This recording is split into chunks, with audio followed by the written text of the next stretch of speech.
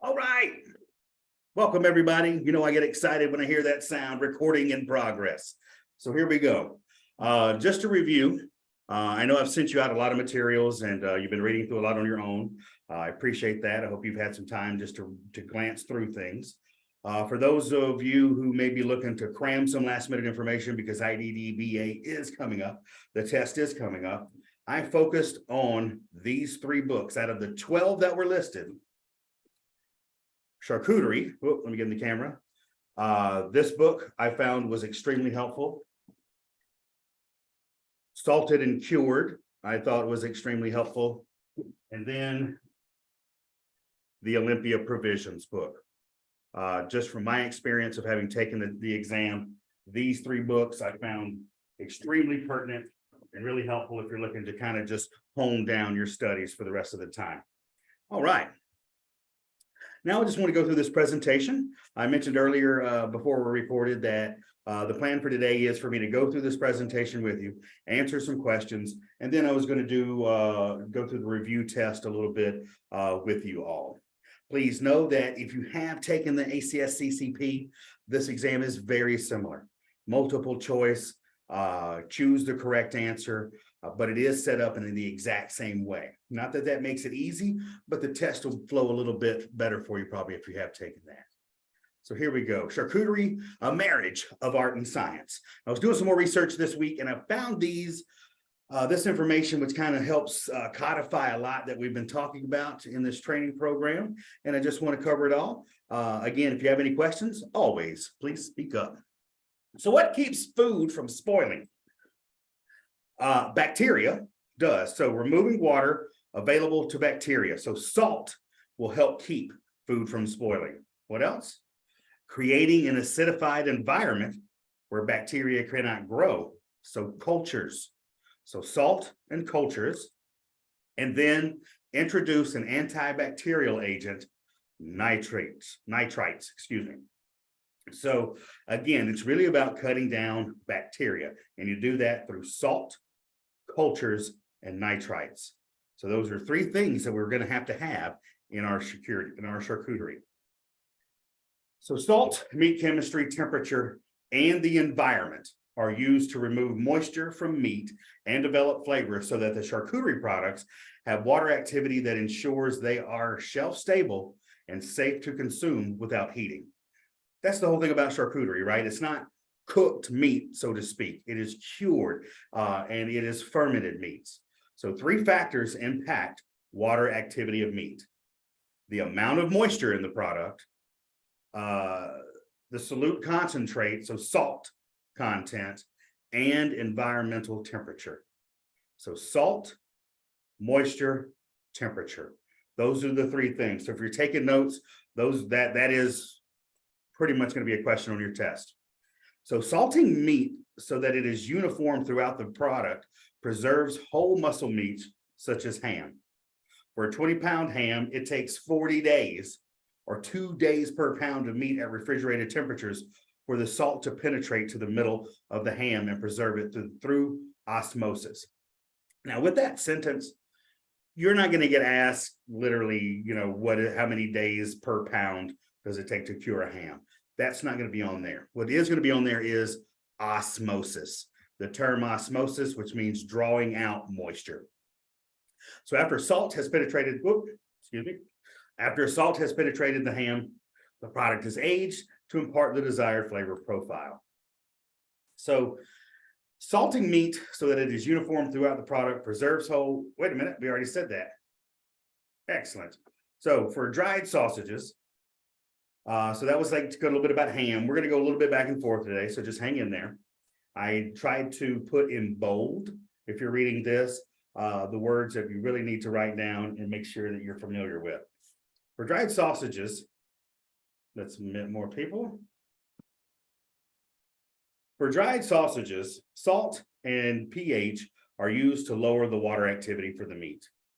Okay, that's it. So for salt and pH are used to lower the water activity for meat for dried sausages.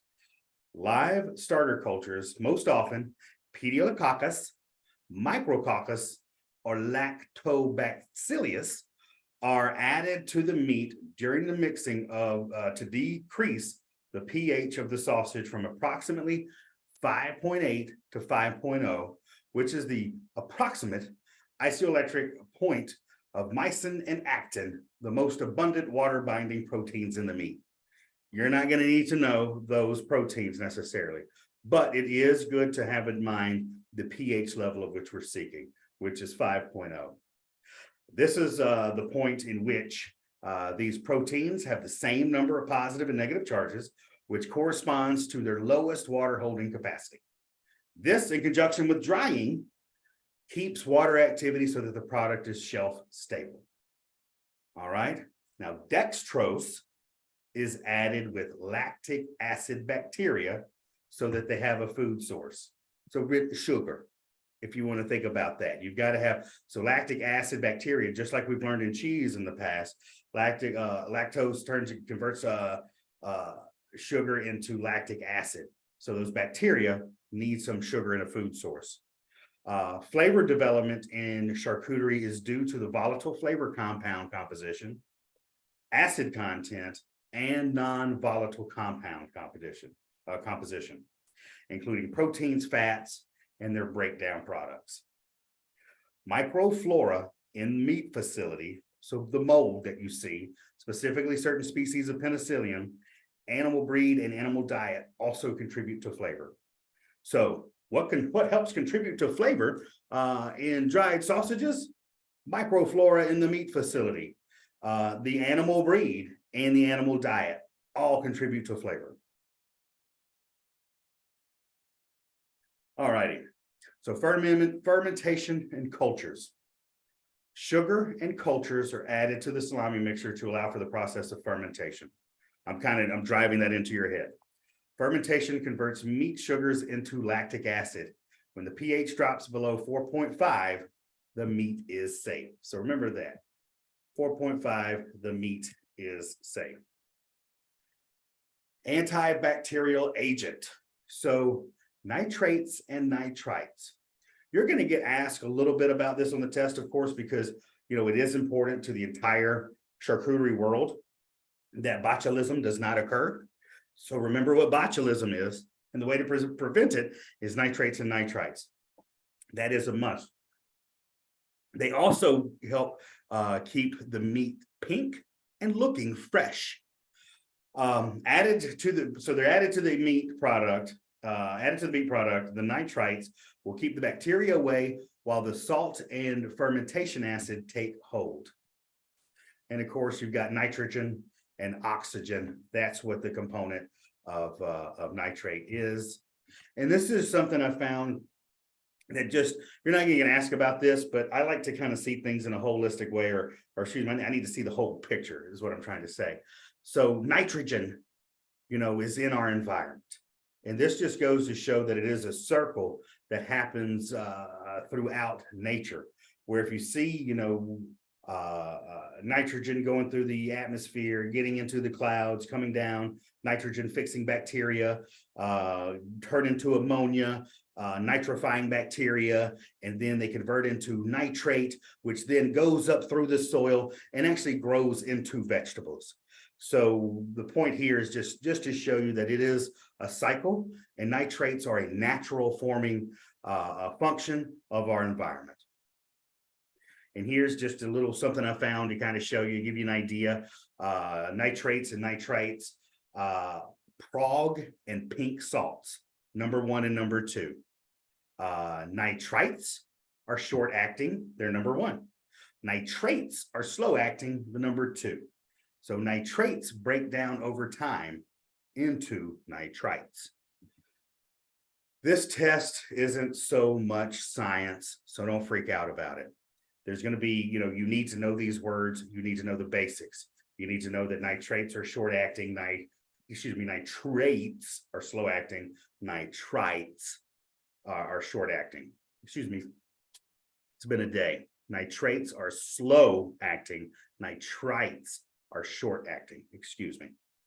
Okay. So now the general types. You've gone through the Charcuterie 101 where I broke down the 4 different ways that charcuterie is produced. So you have a good handle on that. You have that presentation if you need to review it. But ground meat and whole muscle. When you have an overarching supply of meat here, this is really what we're talking about. So ground meats are that inoculated with cultures and mixed with spices, salt, and nitrates, and allowed to ferment in a warm environment, then move to a cooler space and dried and aged. So that is your salami, okay? Whole muscle cuts are treated with spices, salt, nitrates, and cure in a cool environment, then dried. Both products are optionally smoked. One thing to remember, you can smoke any of these with any of the cooking. You can cook and smoke, you can cure and smoke, you can ferment and smoke, but meat requires more than just smoke to become cured, basically, or to become charcuterie. Smoke can't act alone. Sausage fermentation. While the ground meat is susceptible to spoilage, the salt and nitrates protect it. Even though it is fermenting in a warm environment around 70 degrees Fahrenheit, the culture is rapidly producing lactic acid, making bacteria growth difficult. After 48 to 72 hours of fermentation, the process ends and the meat ages in a cooler place, further slowing down the bacteria growth. But the salt and nitrates are still on the job, protecting against spoilage. Dried sausages, like salami, are commonly made from partially frozen pork, lean, and pork fat. So pork lean, probably basically meat. Typically from the shoulder. According to the charcuterie, oh my God, I just showed you that book by Michael Ruhlman and Paul Posselin. The lean and fat are ground separately. And the lean meat is mixed with salt and sometimes curing salt, which is the sodium nitrite. So if you hear of curing salt, that's sodium nitrite, prior to the mixing with fat. The starter culture is then added with the other ingredients, including dextrose as a food source for the bacteria and ingredients that are characteristic of specific sausages. Meaning you can add, of course, wine, garlic, any kind of spices you want, paprika, after that. For example, Tuscan salami is characterized by the inclusion of red wine and fennel. After mixing for 1 or 2 minutes, the sausage is then stuffed in the casing, which are either natural, which are hog or sheep, or cellulose. The casing can be treated with an antimicrobial solution to lower bacterial counts prior to stuffing. Probably not going to get asked that so much, but you need to know natural or cellulose casing, and then it's usually going to be hog or sheep.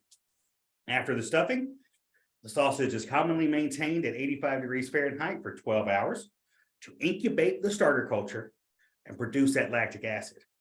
After that fermentation process of that higher temperature, the sausage is kept approximately at 60 degrees Fahrenheit. So you got to bring the temperature down. It's the same way if you think about cheese making.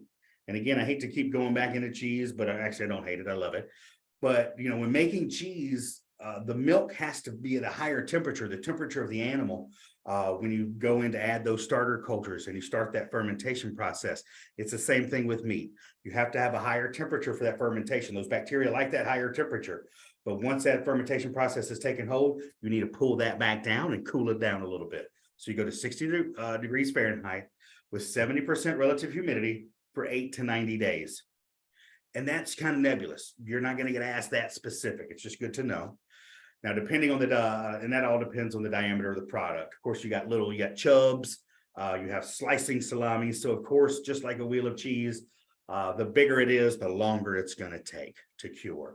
The decrease in pH to 5.0 causes a 30% reduction in weight due to water loss, which results in a shelf-stable product. So anywhere between 5.0 to 4.5 is a great range of pH to keep your meat safe. So back to dry sausages, continuing on here. Starter culture composition, spices and ingredients, and product diameter are among the factors that differentiate dried sausage varieties. right? I mean, it's kind of it's it. So the culture composition, spices, ingredient, product diameter, and I would also throw in there too the size of the grind. When we taste salami, you know, some salami, the meat, the lean meat is ground real fine. Maybe it has more or less fat, but the larger the chunk, the larger the grind of the meat, usually the tougher or the more chewy the mouth feel is going to be with that salami. So that's another thing that makes it a little bit different. So sanitation, starter culture, time, temperature, and humidity are crucial in the development of our signature products, including Genoa salami, sopressata, and calabrese, says Garrett Walsh, the director of quality assurance with Oli Salumiere, a US-based sausage company with deep roots in artisan meats in Italy. Hopefully some of you have already heard of Oli. It's also just good to know some of the names of the bigger, you know, areas and where they're from, like Shala and Weber. I would want to know they're from New York. Things like that are a little bit more iconic. For award-winning handcrafted artisanal meat maker, New England charcuterie product salami stems from its use of humanely raised cage-free pork, says the company president, Rich Morin. The company's signature products include dry salami, whole muscle lomo, which is made from pork loin. So some of this information, you're like, oh, what are you telling us? Well, number one, lomo is pork loin. Write that down. Know it, love it, live it. That is one of the cuts of meat that you will need to know. Now, muscle meats. And notice here I included a picture that's duck breast. Don't forget that, you know, you have basically fish, fowl, and animal, you know, four-hooved animals, pigs, goats, sheep, all of that can be included with charcuterie. And you have whole muscle. That's a good, beautiful duck breast right there. Cultures are not incorporated into the muscle like ground meat. Whole muscle meat, you don't need that culture. You're not converting anything. You're not fermenting. So this is where you drop the fermentation. Fermentation is only with your dried salami and sausages. Whole muscle, you go into curing. So cooler temperatures are required to keep the bacteria from replicating, and it takes weeks for the spices, salt, and nitrates to penetrate the deep muscle. So cold temperatures are required. When the penetration process or curing, when curing is complete, the drying process takes start. And it's finished drying when the meat loses 30% of its weight. That's a good thing to know. You want to lose roughly 30% of your weight. There's always going to be a little bit of variation, but stick it around that number. So dry cured hams like prosciutto, Iberian, Serrano, and American country hams go through a three-phase process described as winter, spring, and summer. Now, prior to the use of refrigeration, animals who were slaughtered during the winter and hams were rubbed with salt in the natural environment at near refrigeration temperatures. In current practice, hams are first cured with salt, most commonly 8 pounds of salt per 100 pounds of pork, for approximately 40 days at negative 32 degrees Fahrenheit to 40 degrees Fahrenheit, which is described as the winter season. Hams are then exposed to slightly warmer temperatures. You go up to 50 to 55 degrees for periods of 10 to 90 days so that the salt distributes equally throughout that ham, a step referred to as equalization, the spring season or resting. After the spring season, the product is aged, also called ripening or summer. The United States produces artisan dried cured hams in Tennessee, Virginia, Kentucky, North Carolina, Missouri, and Iowa. These dried cured hams are typically aged anywhere from 90 days to 2 years. Okay, continuing on. Now, prosciutto crudo is a thinly sliced, dry cured ham, the most famous of which is Prosciutto De Parma from the Emilia-Romagna region in northern Italy. Prosciutto De Parma can be produced only from pigs that are born in Italy and raised according to certain standards. It's a protected product. Just like our Reggiano is a protected designation of origin product, so is Prosciutto De Parma. After curing for approximately 6 weeks, Parma hams rest, which is the equalization process at refrigeration temperatures, for about 60 to 90 days prior to aging for 3 months at environmental temperatures. After aging, the hams are covered with lard. So at that point, you remember you're trying to get those salts to mix in with the meat, all the spices, salt is going in, and you need those kind of a little bit warmer temperatures after that to get in there. Then they rub it with lard, and they age it for a period of time ranging from a minimum of 400 days, from initial salting as long as 3 years. And that's just a good picture of like a bunch of hams hanging out there for a couple of years. The lard layer prevents oxidation and moisture loss, and allows proteins to break down to peptides and amino acids to develop the desired flavor and texture over time. The microclimate of the Parma region is said to contribute to Prosciutto de Parma's uniquely sweet flavor. That and the fact that those pigs eat or drink the whey that's left over from the Prosciutto de Parma making process. The Parmigiano Reggiano cheese making process. All righty, La Quercia.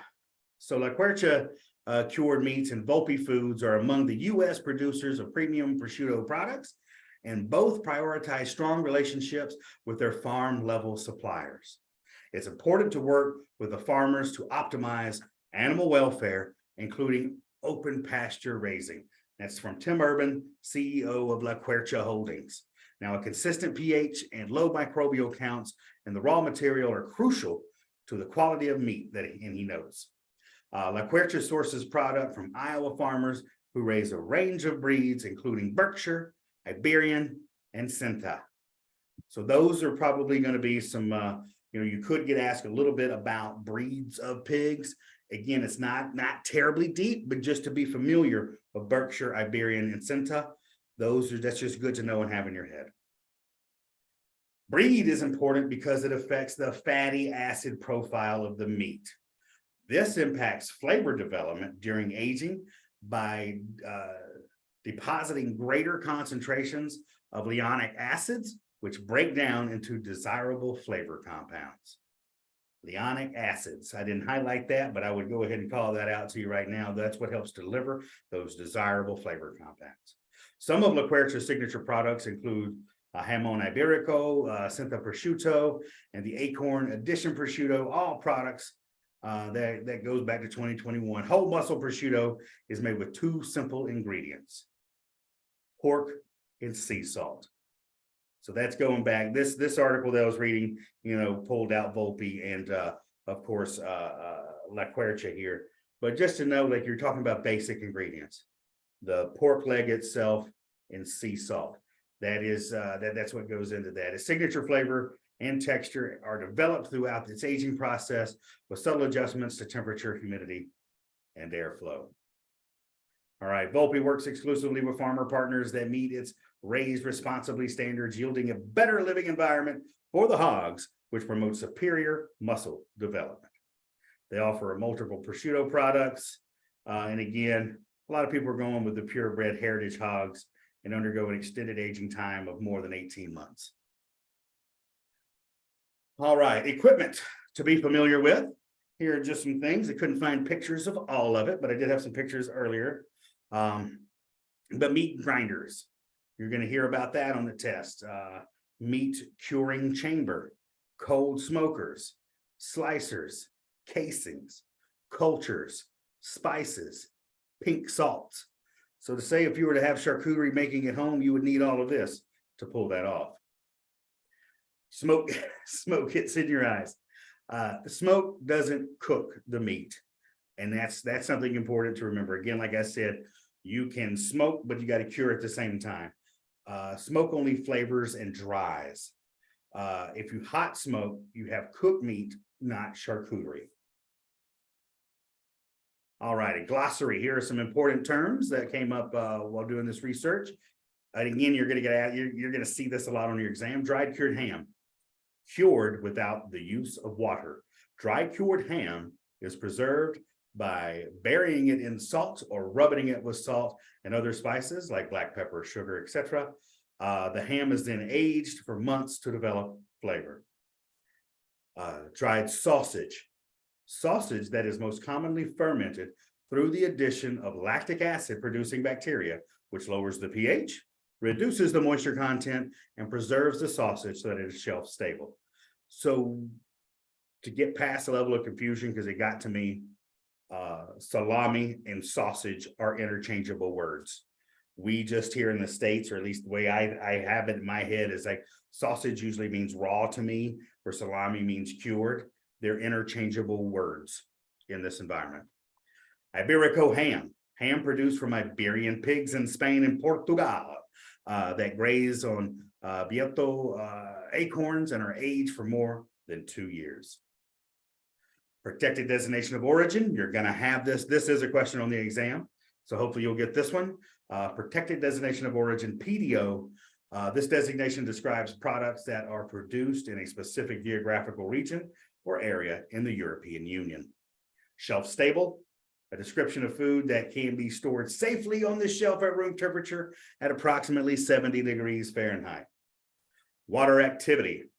This is a measure of how much water in a product is free, I mean unbound, and thus available to microorganisms to use for growth. All right, so that covers that. I'm going to do a stop share. Give me 1 second while I pull this up again. Any questions so far? Everybody hanging in there with me? Beautiful. There we go. You should be seeing the practice test. So let's go through here together. And you guys can shout out some answers, but this is kind of like our last chance for a little bit of quizzing. I want to start at the back. Never put cooked food on a cutting board that you have used for raw food without adequately cleaning and sanitizing it first. This will control cross-contamination, the most common means of spreading what? Is it parasites, salmonella, trichinosis, botulism? It's salmonella, B. All right. It's okay. You guys can take a guess and interact here. That's quite all right. Which is not an example of slicer safety. Let's go through here. A, understand how to assemble and operate all equipment correctly. Take care not to overload or obstruct machinery. That sounds pretty safe to me. Regularly lubricate the moving parts of your machine according to the manufacturer's instructions. Sounds pretty good. Always turn off the power before assembling, cleaning, or servicing equipment. I like that. Remove safety guards before operating any equipment. Oh God, what do y'all think should not belong there? It's okay. You can use a chat feature. If you like D, there we go. Interaction. Perfect. I love it. D, remove, like you don't want to do that. So again, with these questions, they're not going to be meant to trick you, but like what is not an example or what is the example, pay attention to the keywords in the sentence and like mark it off. Like I went through there subconsciously reading through it, and I knew it said what is not example of safety, and you heard me say at each one, oh, that sounds pretty safe. So in my mind, I'm already marking those off to give myself a better chance to choose the correct answer. Fermentation in salami is caused by what? Salt curing the product, sugars being converted to lactic acid, bacteria rapidly multiplying, fat congealing. What is fermentation in salami? B, perfect. Sugars being converted into lactic acid. So you may see the term dextrose on the test. We know we're going to use those. They may say sugars or dextrose. We know that. Perfect. You guys are getting this. I love it. Woo! Culatelo belongs in what charcuterie category? This is a little bit more random. I wanted to put something on there that was a little bit different. Whole muscle dry smoked, whole muscle cooked unsmoked, whole muscle cooked smoked. Oh God, if you don't know that one, it's just hard to know. That's going to be A. It is a whole dry muscle. All righty. Finocchionis salami defining flavor characteristics comes from what? All right, hey, fennel, perfect. That one was on my test. That's one thing I remember. I don't know how it was asked. It may have been different wording, but that's where you need to focus a lot of your study when you're going through these meats. It's not going to be all specific ingredients. You don't need to know percentages of fat versus meat. You don't need to know the grind size. That is not important. What is important are if there's key flavor characteristics or ingredients, what is it? Okay, so like finocchione, it's named after, it is fennel. So anything else that you read, if they have specific ones, just know what the big one is. If it's Genoa with garlic, just know that those key ones, and that will help get you along pretty far. All righty, salted and cured, savoring the culture, heritage, and flavor of America's preserved meats, was written by which author? Paul Kensett, Harold McGee, Michael Ruhlman, or Jeffrey P. Roberts? That is, boom, Jeffrey Roberts. I keep pointing this book out. And there's a lot of questions coming from that. And plus, it's an interesting read. He's a nice fellow. All right. What following term refers to the lower part of the leg, corresponding to the ankle, of an animal? So also just knowing the different parts of the animal will be helpful to you. Okay, so refers to the lower part of the leg, the hoof, lower ankle, the hock, or the jowl. So jowl, this is your jowl right here. So we know that has nothing to do with your foot. Okay, so we want to go, that is going to be the hock. C. I see Stephen. Yeah, everybody's popping in with that. Beautiful. So that is, so again, reading it, knowing these basic terms, that's going to help you out. All righty. If a package of bacon is labeled uncured, what does that mean? A, the bacon is completely raw. Negative. We know that is not it. There is no completely raw. It's not the way it is. The bacon has been cured with natural nitrates, such as vegetable powders. C, no bacon can ever be called uncured, as it is all legally cured. Our government made up a term, you can use a label uncured, so I'd get rid of that one. The bacon is, or D, the bacon is cooked, so there's no need to cure it. That is wrong. It's not cooked. B, the bacon has been cured with natural nitrates such as vegetable powders. That is the one. That's okay. We all get things wrong here. That's why we're covering this today. It's uncured is a term that the FDA allows for bacon or any cured meat if they use a vegetable powder such as cherry powder or celery powder as the form of nitrate. It's still in there. Nitrates are still in there in one way or another. It's just that it come in like salt form. That's what means it's cured, or is it vegetable form? And that's why I wanted to show you that picture a while back, that cartoon with the graph, to show you that nitrates are developed in the soil and brought up, and vegetables soak that up in their roots. So you can get a tremendous amount of nitrates in vegetables. So, but they just use those vegetables, dehydrate them, and that gives it uncured. That is 100% on your exam. Please know that. That is absolutely on the exam. They may ask it in a different way, but you need to know that. Also, this is going to be your exam. What foodborne illness is caused by Trichinae spiralius? And again, my pronunciation may be a little bad. I apologize. Is it Salmonella? A. B. Trichinosis. C. Staphylococcus. Or D. E. coli? B. Trichinosis. So know that. This is on your exam. And you're going to get a lot of, you're going to need to know your trichinosis. You're going to need to know what causes botulism. I would study a little bit on any foodborne illnesses, because just like they're going to want to ask these big questions that affect everybody in the charcuterie world. And anything that can get anybody sick affects everything. So they're going to ask you a question about it. Perfect.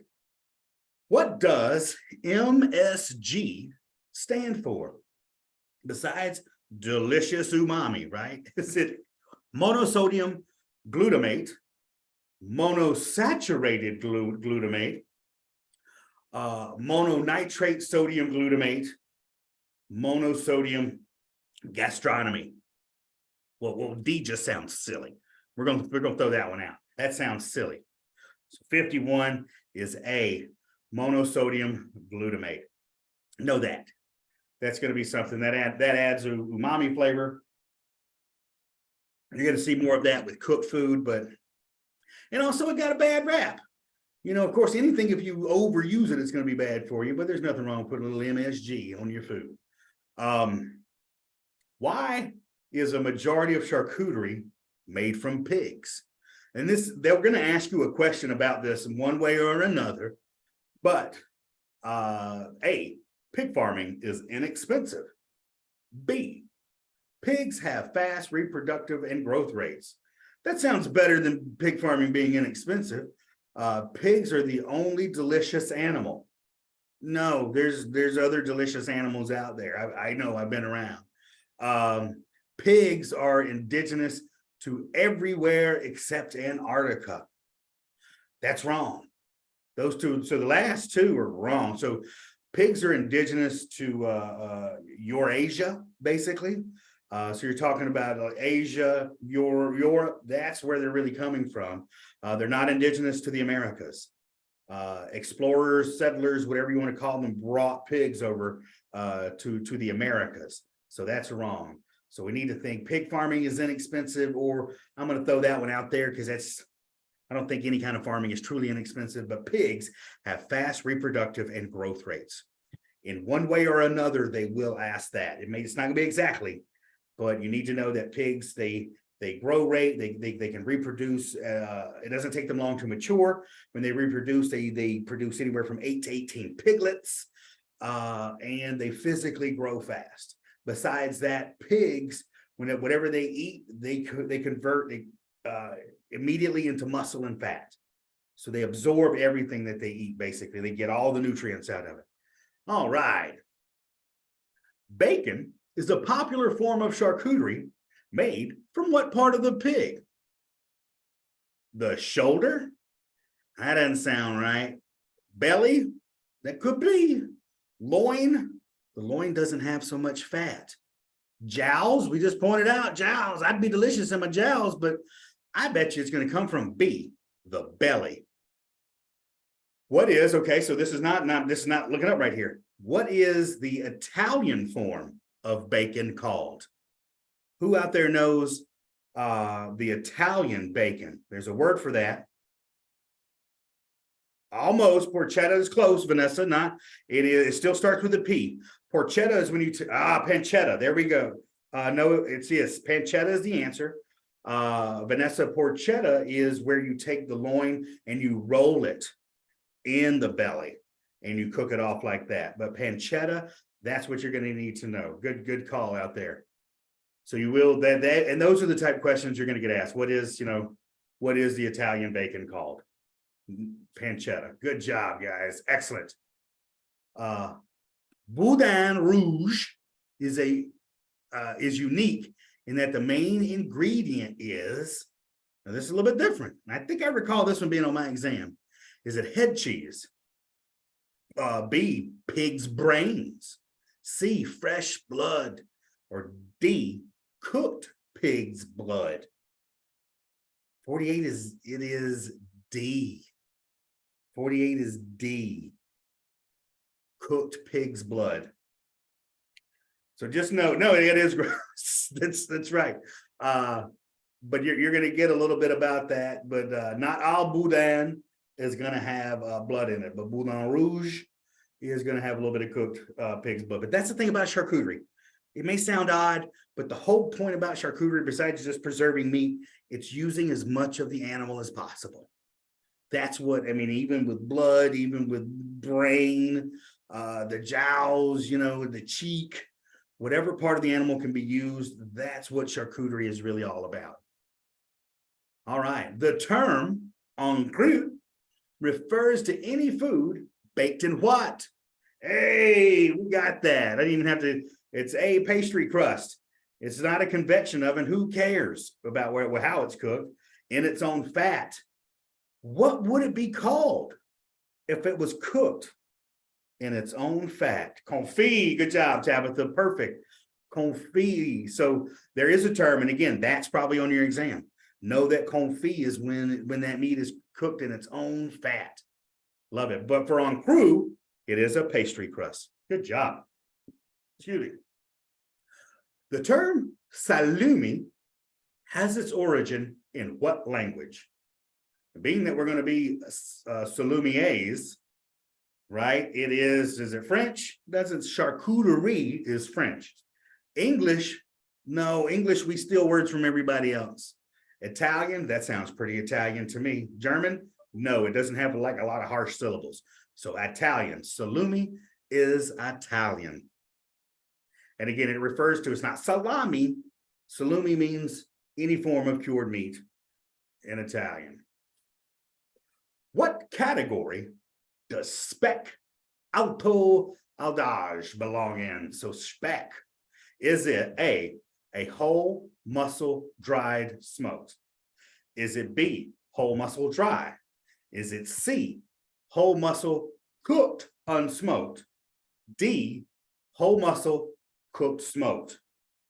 So these are a lot of words. All right, you guys are coming in strong. It is A. It is a whole muscle that is dried and smoked. So you're going to get a little bit of this on the exam. Just slow down. If you get these questions, think about it. More often than not, they're going to be whole muscle. You just need to know if it's dried, that means it's cured, which most of them are. So the really one, is it cooked though? Is it cooked or cured? And then is it smoked or unsmoked? So those are the two things you only really have to figure out. But speck is smoked. What makes it unique is it is smoked over juniper wood. So that is where some of the flavor comes from speck, one of my favorites. So juniper wood, and that is the northern area of Italy, where you get in closer to the mountains where they do this. And the reason is because it's so cool, the climate is much cooler at a higher elevation, so it doesn't cure quite as quickly as a Prosciutto De Parma would in the Po River Valley. So they found out that going through the curing process, it wouldn't cure just by itself, so they added smoked. So it is dry, cured, and smoked. So it kind of helps it before it rots, basically. Okay. Westphalian ham hails from which country? Is it A, America, B, Canada, C, Germany, or D, France? In 44, that's going to be Germany. C, Germany. Just note too, most of like where things hail from or original, you're going to get most of that credit going over to Europe. Okay, just like in cheese, where we have a lot of great people, a lot of great immigrants, the land of immigrants here in the United States brought a lot of the ways of making things for cheese over to the new world. The same thing happens with meat. Cured meat has been going on for hundreds and thousands of years. So like its origins, 9 times out of 10 are going to come from the old world. So just remember, they're going to come from Europe. They're not going to come from the Americas. So you could like get America and Canada out of there quickly and then give yourself a chance to have a much better guess, like a 50-50 chance between Germany or France if you didn't get that. Which of the following is not an example of charcuterie from the whole muscle dry category? Okay, so which one of these is not a whole muscle or cured? Is it going to be jamon di Bayonne, prosciutto San Daniele, lomo, or mortadella? D, everybody got that one. Now, that one was kind of easy. Mortadella is cooked. It is not a whole muscle. It is an emulsified product that has been blended, really fine, and packed into a casing. So mortadella is the answer. What region of Italy does mortadella hail from?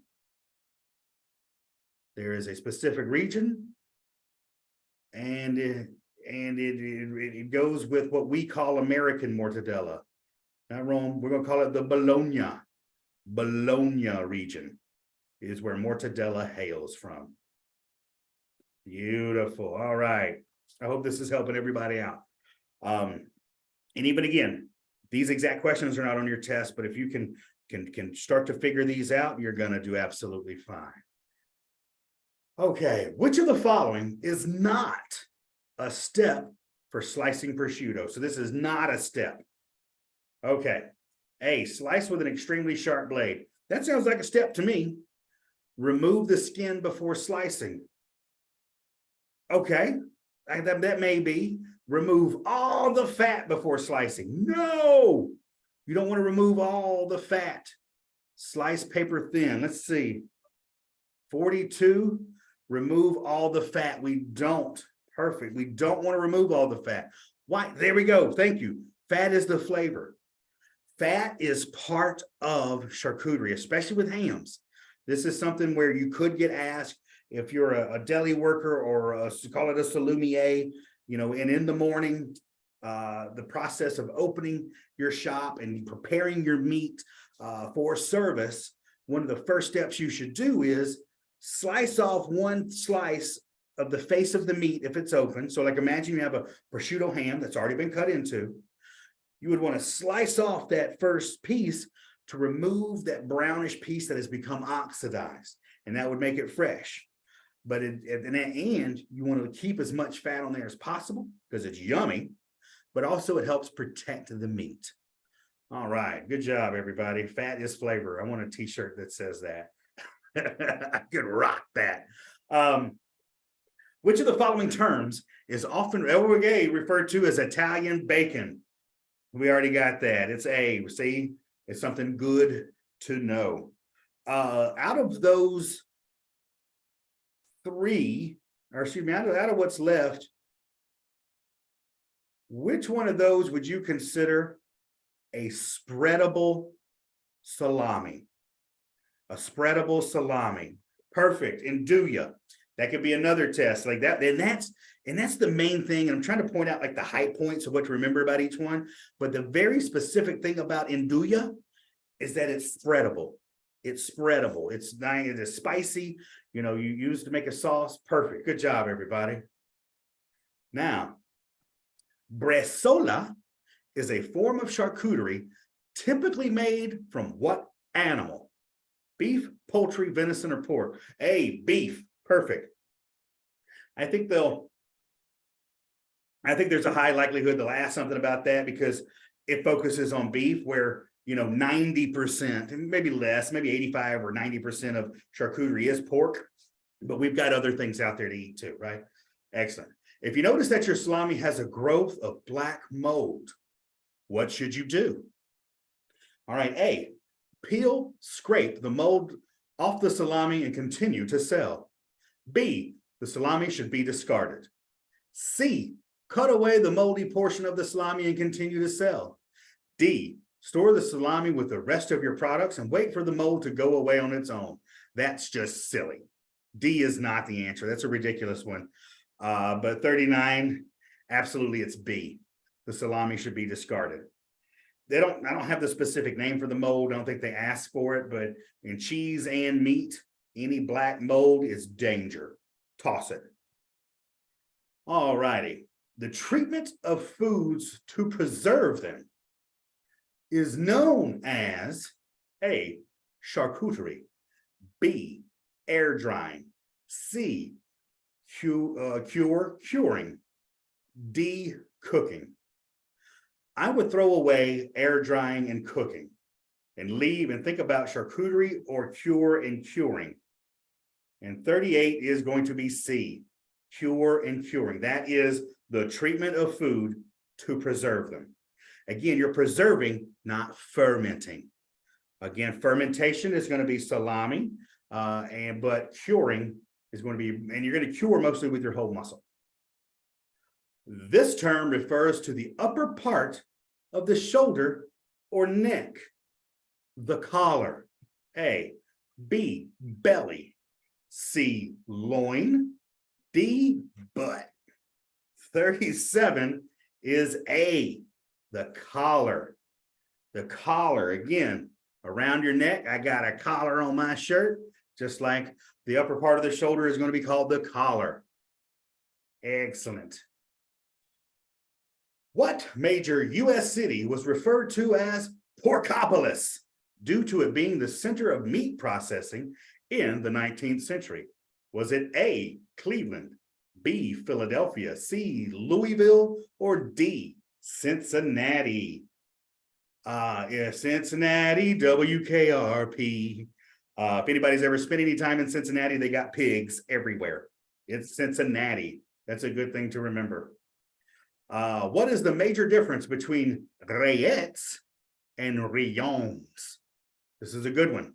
A, rillons are smoother texture, while rillettes are larger chunks tossed in sugar and crisp in a pan.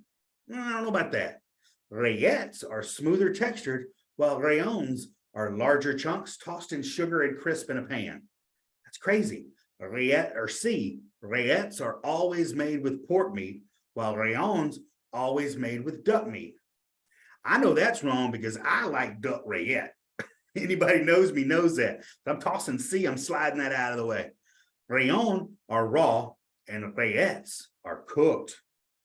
35. We're going to go with, okay, 35 is B. Rillettes are smoother textured, while rillons are larger chunks tossed in sugar and crisp in a pan. Excellent. So nothing's, all right, here we go. We're going to keep going. Don't worry if you missed it. That's why we're going over it. What is the mesentery or thin fatty membrane that lines a hog's stomach used to wrap sausages, terrines, and some roasted meat? It disappears during cooking. Is it A, caul fat, B, aspic, C, collagen, or D, sinew? All righty, this is, I see a lot of guessing going on in here. It is A, caul fat. So 34 is A. So aspic is going to be that jelly-like substance that's often on the top of pate, especially mousse pate. If you've seen that little jelly-like substance, that's aspic. Sinew really refers to that chewy, the harder type of fat like found in like a cooked steak, okay? But caul fat, that's it. It looks webby. So I wish I had a picture to show you, but it looks actually, oh no, it's not on the, I thought it was on the cover of one of these books, but it looks kind of webby that you put over some kind of forms of country style pate. All right. Clostridium botulinum causes what paralytic illness? B, we know that. 33 is bravo. B, we don't even have to go through it. Know it, love it, live it. That's on your exam. All righty. Capone refers to what animal? So, okay, so we know it's all castrated. So, poor animal. But is it a castrated buck, castrated cockerel, castrated steer, or a castrated boar? This is a weird one. It's a cockerel. I don't know if you're going to get that one on the test. That may have been a little stretch on my end to put some information out there. Don't let that one throw you. I don't know if that's really on the test. The commercial term for the large intestine of a beef animal when used as a casing material to produce certain sausage, is it A, the bung, B, chitterlings, C, collagen, D, cellulose? We know it's not collagen or cellulose. We can throw those out.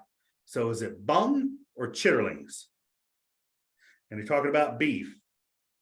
Beef 31 is A. It's the bung. Chitterlings are going to come, those are going to be mostly pork or even chicken. But bung comes from beef. And again, I think that's a bit of a stretch. I don't think it's going to be that hard on the exam.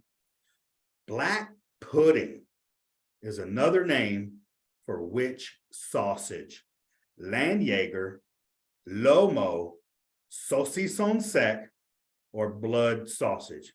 D, blood sausage. You guys are already there. Landjaeger, definitely not. Lomo is not even a sausage.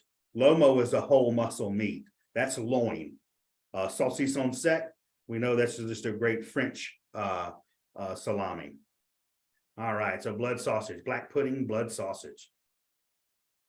What does the term abats mean? All righty, the French culinary term for aspic, French culinary term for offal, or the Italian culinary term for offal, or the Italian culinary term for aspic. Oh my gosh. It's B, the French culinary term for offal. All right, that was 29, B, yes. All righty, I'm going to keep going for a little while. If you guys can hang with me, we'll try to go through a couple more of these. What is the English term for beef or pork sausage, which while cooking tends to burst with a bang? 28. Banger, boudin, beefer, or Landjaeger? 28. I'm calling it a banger. All righty. What is the word that refers to the savory jelly, often clear, derived from clarified meat, fish, and or vegetable stocks? 20. That's A, aspic. Absolutely. That's just what I was trying to explain before. Excellent. The term offal refers to meats that have spoiled, meat trimmings, leftover fat and sinew, or the organ meats of the animal. D, the organ meats of the animal. That's what offal refers to, the organ meats. That's probably going to be on your test. When you chop meat fine like pate and then use the animal's own fat to tenderize and preserve that meat, it is referred to as, we talked about it before, rillette. Yes, B, rillette. So rillette is when you chop meat fine like for pate and then use the animal's own fat to tenderize and preserve that meat. Excellent. What are three major components of slow cooking? What are three major components? Let's see if we get this. Grind size, cooking dish, cooking time. I don't know about all that. Marinating, cooking time, preserving. Okay. Slow cooking, marinating, cooking temperature, preserving, or D, spices, fat, and meat. 24 is going to be C, marinating, cooking temperature, and preserving. Good job. When you heat meat loaded with an excess of nitrate, you can produce what carcinogenic? Oh, Lord have mercy. Nitrosamine, benzidine. It is A. The answer is A. I have a hard time pronouncing all of that. But the thing is, nitrate, nitro, that's going to be your connection there. But it can be carcinogenic, which could be a question in and of itself. And maybe, can nitrate become carcinogenic if you heat it? Yes. All right. What is protein primarily responsible for the color of meat? What protein primarily, okay, that's a weird question. I'm going to have to rework that one. 22. So the protein primarily responsible for the color of meat, what is it? Myoglobin, B, perfect. That's just like any raw meat, like a raw steak when you cut into it. And like you say, I want my steak bloody. It's not bloody, it's myoglobin. All righty, time for just a couple more. The pathogen all meat makers are most concerned about is A, Clostridium botulinum. The pathogen all meat makers are most concerned with. Good. See, I tried to put a bunch of questions about this on here to help drive home that point. Why are sodium nitrate and sodium nitrite applied to meat when making charcuterie? A, for flavor and smell. B, to keep the charcuterie from spoiling. C, to encourage pathogens to proliferate. and for enhancing color and flavor. No, to prevent pathogens from proliferating and for enhancing both color and flavor. 20. Let's go D. D is the answer for that. Correct. And now, so you had to keep the charcuterie from spoiling. That is an answer, but this is the best answer: is prevent pathogens from proliferating and for enhancing both color and flavor. So that's why that's the best answer, even though one could have been. 2 methods used to rapidly cool down product is ice bath and placing in a freezer, blowing on it and fanning it. That just sounds silly. No. Ice bath and refrigerator, place in freezer and cut into smaller pieces. Some of those could work, but like if you want to rapidly cool something down appropriately, ice bath and placing it in a freezer. You should be able to cool your heated product, no matter how hot it is to begin with, to below 39 degrees Fahrenheit within how many hours? 1, 5, 3, or 7? B, 5. It is recommended. More so, that should probably read, it is recommended to cool your heated product to below 39 degrees in how many hours? 5. Pathogens multiply rapidly when the temperature of the meat is in the danger zone range of what temperatures? The danger zone. Highway to the danger zone. The danger zone is A, 40 to 100 degrees Fahrenheit. That's your danger zone. All of those are kind of dangerous, like 100 to 200, that's too high. 10 degrees, that's almost freezing. 35 to 65, still not the best, but your true danger zone is 40 to 100. To measure the internal temperature of any given meat product, where should you place the thermometer? Wherever you want. Meat temperatures are the same throughout. Wrong. In its thinnest part, wrong. Into its thickest part, C. 16 is C. 15, every cooked product should be cooked to what minimum internal temperature? 15, is it 200 degrees? Ooh, that's high. 155 degrees. 255 degrees. Woo, that's super hot. 100 degrees. I think 15 is bravo. 155 degrees. When making charcuterie, raw meat should never exceed what temperature? 44 degrees, 40 degrees, 34 degrees, or 50 degrees. 14 is A, 44 degrees. Because that's, yeah, perfect. It should never exceed that. All right, regardless of what type of charcuterie you're making, what are the 6 crucial elements you must keep in mind? I believe this, actually, I found that in the, I want to say the Olympia Provisions book is where I found this one. A, deliciousness, cleanliness, aging, temperature, recipe control, current measurement. All right, everybody's got to go. That's fine. If you got to jump off, I'm going to finish this one question. Have a great day, but I'm going to wrap this up. If you got to go, we'll see you later, but I'm going to finish this one question. 13 is going to be B. So regardless of what type of charcuterie you're making, cleanliness, raw product temperature, cooked product temperature, cooling, calibration, and correct measurement. That's what you always must keep in mind. Perfect. And then I mentioned it earlier, Schaller & Weber is based out of which city? New York City. All righty. Thank you guys very much. You all have a copy of this. I've done my best to try to get you prepared. Don't stress out. You're going to do fine. If you have any questions or comments, let me know. But again, I will be sending out this last presentation as well as posting this video if you need to watch it again online. So perfect. I appreciate each and every one of you. You're smart enough, you're good enough, and doggone it, people like you. Have a great weekend, everybody.